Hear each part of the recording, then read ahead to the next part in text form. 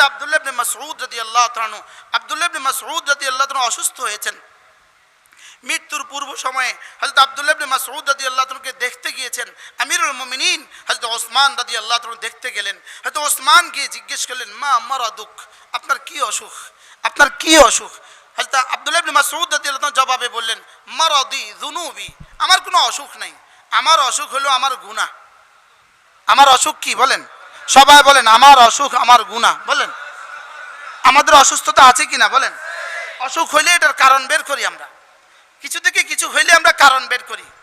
আমাদের দেশে দেখবেন আগুন লাগছে তো কারণ বের করে, তদন্ত কমিটি বাইর করে। কি করে?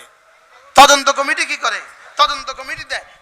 তদন্ত কমিটি একটা রিপোর্ট দেয়, ও বৈদ্যুতিক শর্ট সার্কিটে আগুন লেগে পুড়ে গেছে, বাস শেষ, লোন টোন যা আছে সব শেষ, লোন টোন যা আছে সব শেষ। তার দোকান পুড়ে গেছে, তার জন্য ভালো হয়েছে, কারণ তার ব্যাংকের লোনও পুড়ে গেছে, ব্যাংকের লোনও শেষ।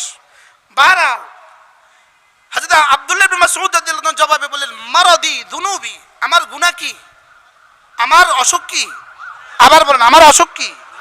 আমার গুনাহ হলো আমার অসুখ। এজন্য জীবনের হার পেরেশানির এলাজ, হার পেরেশানির কারণ হলো গুনাহ, আর এলাজ হলো ইস্তিগফার। পেরেশানির কারণ কি? আবার বলেন, পেরেশানির কারণ কি? মাথা ব্যথা কারণ কি? ডায়াবেটিস কারণ কি? কলিজা ব্যথা কারণ কি? হাড়ে ব্যথা কারণ কি? পায়ে ব্যথা কারণ কি? অ্যাক্সিডেন্ট কারণ কি? হযরত হাসান বসরি রাহমাতুল্লাহ আলাইহি বলতেন, আমার যদি মুরগি অসুস্থ হয় আমি ইস্তিগফার বাড়ায়া দেই।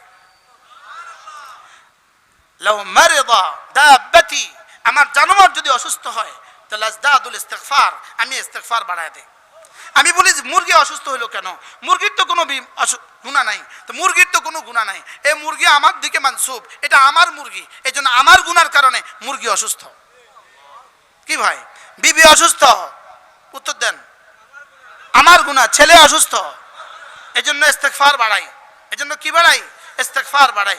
যে কোনো সমস্যার সমাধান, হযরত মাওলানা ওমর পালনপুরি রহমতুল্লাহ বলতেন, আমাদের সমস্যার কারণ আমরা, সমাধান আমরা, সমাধান আমরা। এবার বলতেন, সমস্যার কারণ আমার গুনাহ, সমাধান আমার ইস্তিগফার। সমাধান কি? আবার বলেন, সমাধান কি? আমার ইস্তিগফার আমার হাজারো সমস্যার সমাধান। শুধু আমার শুধু দুনিয়ার সমাধান নয়, শুধু আখিরাতের সমাধান না, আমার ইস্তিগফার আমার দুনিয়ার সমস্যার সমাধান, আমার আখিরাতের সমস্যার সমাধান। হযরত হাসান বসরি রাহমাতুল্লাহ আলাইহির কাছে কেউ একজন গিয়ে বললেন, হযরত আমি বড় অভাবী, আমার অভাব দূর হয় না। হযরত বলেন, ইস্তিগফার করো।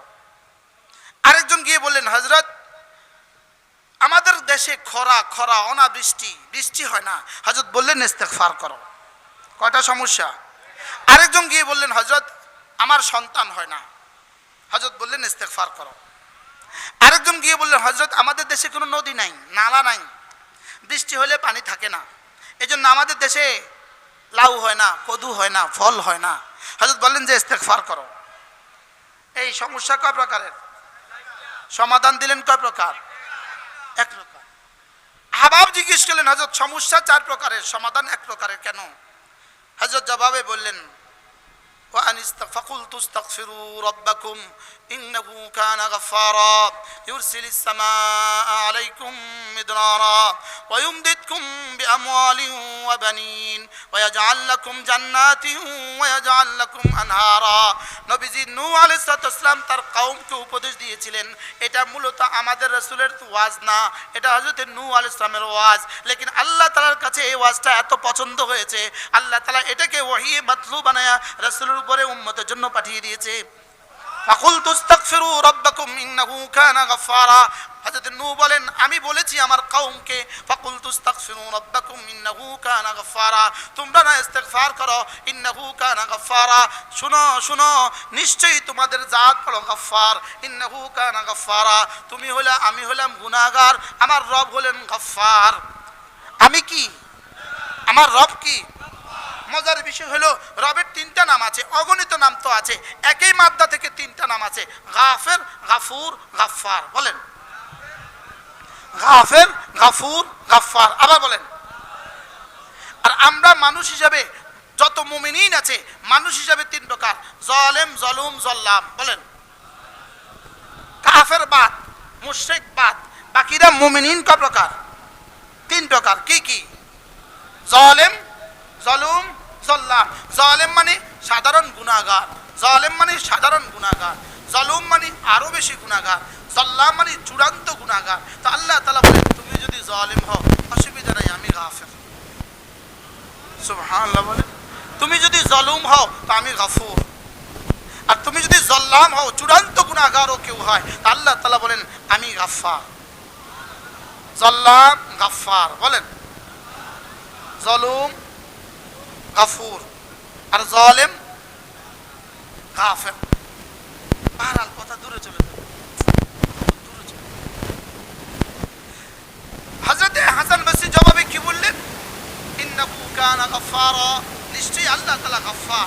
তুমি ইয়া ইবনে আদম লাউ আতাইতা, যদি তুমি আমার কাছে ছুটে আসো, ইফরাবিন মিনাল মাযুম, যদি আসমান থেকে জমিন ভরেও যায় তোমার গুনাহ, সুম্মা ইস্তাগফারতালি, ছুটে এসে যদি বলো রব্বা মাফ করে দাও, লা গাফারতু, আমি তোকে অবশ্যই মাফ করে দেব।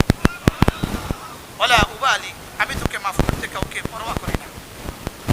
হযরত মাওলানা শাহ হাকিম মোহাম্মদ আখতার রহমাতুল্লাহ আলাইহি বলেন, এটার উদাহরণ হলো এমন, যেমন ধরো আজীব কথা, তিনি বলেন যে সারা পৃথিবীর সমস্ত মানুষের গুনাহ যদি জমিনে ছেড়ে দেওয়া হয় তো জমিন থেকে আসমান করবে না। জমিন থেকে আসমান কি করবে? এত দুর্নীতিবাজদের সবগুলো টাকা যদি এক জায়গাতে দেওয়া হয়, এই ফ্যান্টেনটা ভরবে? কি হয়? ভরবে? তাইলে কি বুঝলাম আমরা? আল্লাহ তাআলা বলেন ইন্নাহু কানা গাফফারা ইউরসিলিস সামা আলাইকুম মিদরারা, তুমি না ইস্তিগফার করো, বৃষ্টি আমি দিই। এরপরে কি? ইউরসিলিস সামা আলাইকুম মিদরারা ওয়া ইউমদিদকুম বিআমওয়ালিন ওয়া বানিন। আরেকজন আয়েশা দরিদ্রতার অভিযোগ, তুমি ইস্তিগফার বাড়াও, আমি মাল দিয়ে সাহায্য করি। আরেকজন সন্তান নাই, সন্তান হয় না, এটার সমাধান তো হযরত হাসান বসরি বলেন ইস্তিগফার করো, ওয়া বানিন, আমি না তুমি ইস্তিগফার করো, আমি তোমাকে সন্তান দিয়ে সাহায্য করি।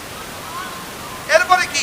ক্ষেত খামার ফসল হয় না, ওয়া ইউমদিদকুম বিআমওয়ালিন ওয়া বানিন ওয়া ইয়াজআল লাকুম জান্নাতিন ওয়া ইয়াজআল লাকুম আনহারা, তোমার বাগ বাগিচা আমি সাজিয়ে দেব, আর তোমার নহরের ব্যবস্থা আমি করে দিব। এবার বলুন তো দেখি ইস্তিগফার কি কি রোগের সমাধান? আর সুবহানাল্লাহ বলে না। এখন প্রশ্ন, হুজুর ইস্তিগফার হায় क्या चीज, এটা কি জিনিস? এটা কি ইস্তিগফার? এটা কি? বলেন। আবার বলেন ইস্তিগফার এটা কি? ইস্তিগফার আল্লাহ তাআলার কাছে মাফ চাওয়া, আল্লাহ তাআলার কাছে মাফ চাওয়া, এটা হলো ইস্তিগফারের বাংলা তরজমা।